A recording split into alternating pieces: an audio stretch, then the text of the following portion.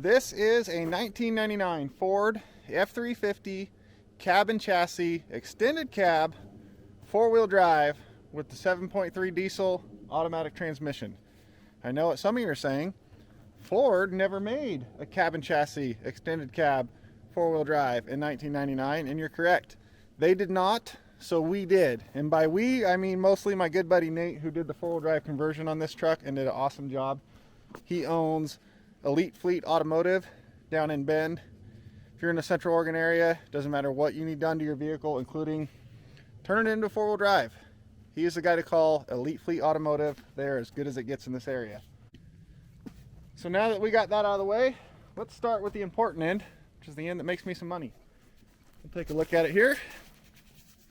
We have a 4,000 pound rated wheel lift. It's a Century duplex tilt. It's the kind that can rotate the crossbar even with it fully retracted. It's got a 2-inch receiver hitch mounted right here to the main tube, so I can control up and down weight and all that. Some of the changes I made here recently was I moved the winch up there. If you notice, the winch is turned around backwards, so the drum pulls the other way and the cable comes across the top of it so that it doesn't hit right here as it comes down to this fair lead in the back that lets me then run the cable out either way. The winch was originally mounted here, but then if you're pulling on a side pull, you just load all the cable up on one side of your drum and you have to keep stopping and pulling it out, straightening it out and all that. This lets the cable come in whatever angle and then take a straight shot or a fairly straight shot at the winch and winds up pretty even. As you can see, still looks pretty good, and I just did an almost straight sideways pull on it. So yes, this truck is very dirty right now because I just got done doing an off-road recovery way up on that mountain, but this is what it's going to look like a lot of the time, so why not do the video like this? So winch got moved up there, which allowed me to put the dollies right here, and that was a big thing I wanted to do.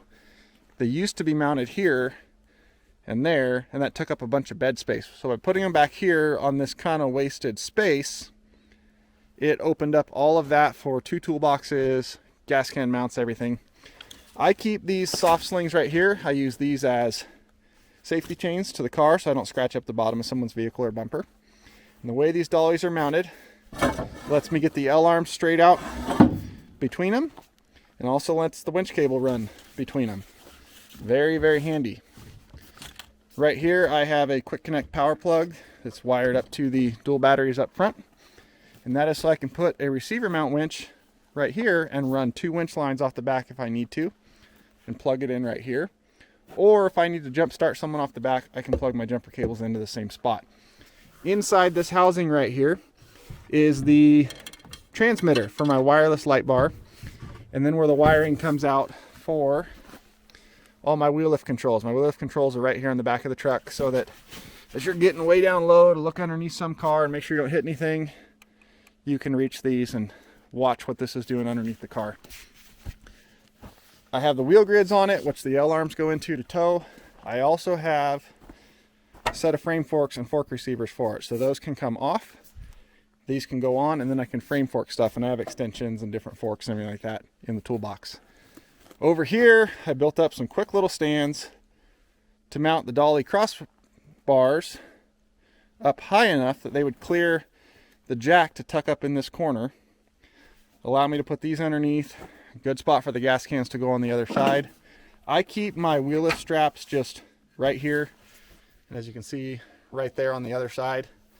That way when I'm hooking up, it's quick to grab the wheel lift strap, put on. This is the dolly strap to strap the dollies down. Same things on the other side, the exact same stuff. There's also a little shorty chain that sits right here as well.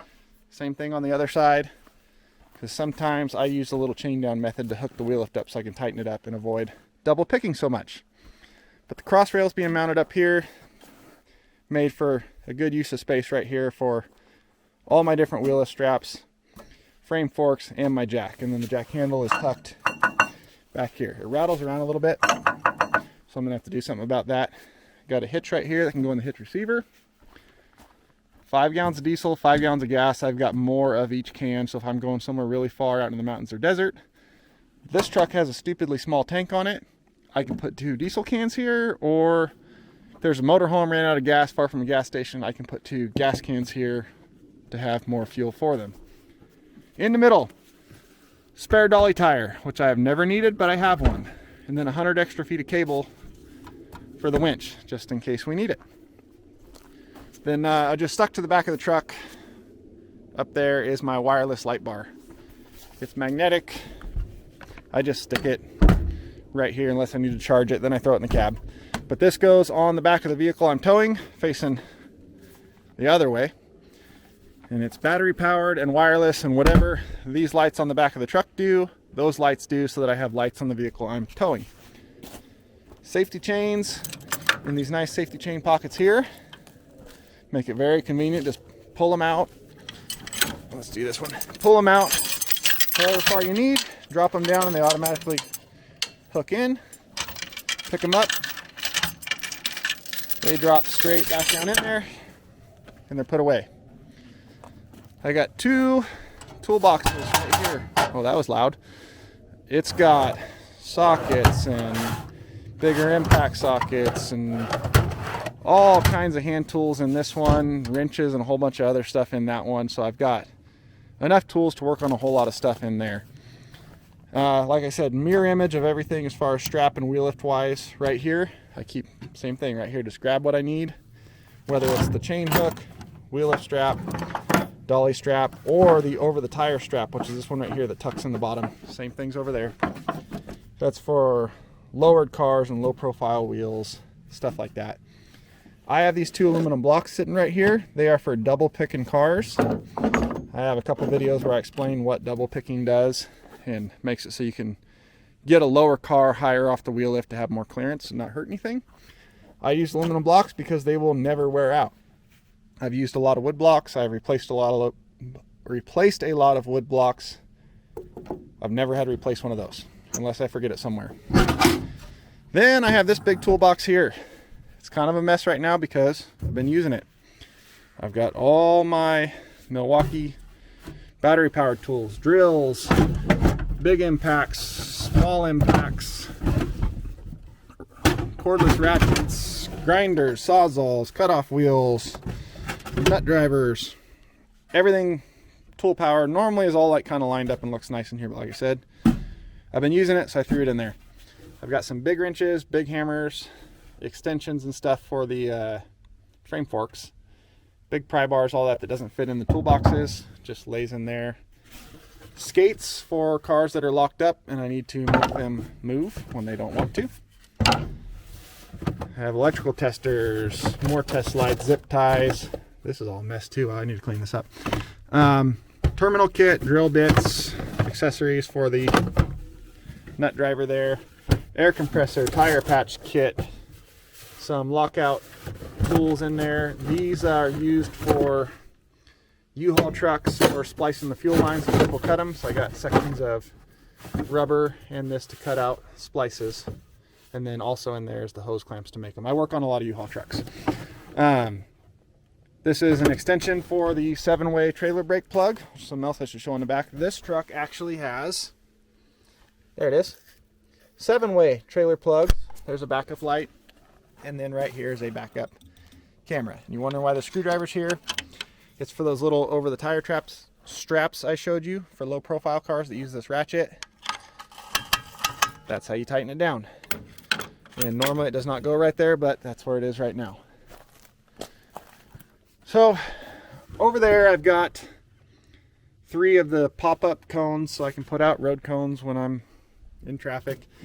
And then in that box is a ton of recovery gear. Chains, as you can see, some little T-slot hooks and all that for cars. I've got the big J hooks and straps and snatch blocks and shackles and soft straps and all kinds of recovery gear is in there. So like doing a big winch out like I just did, that's my go-to box. Got WD-40, battery protector spray. Normally there's some starting fluid, I don't know where it is. These are all the winch controllers. Got the normal wired controller plus the wireless ones. That way if the battery dies here, I can just plug in and I'm good to go. And then some spare straps and code readers. And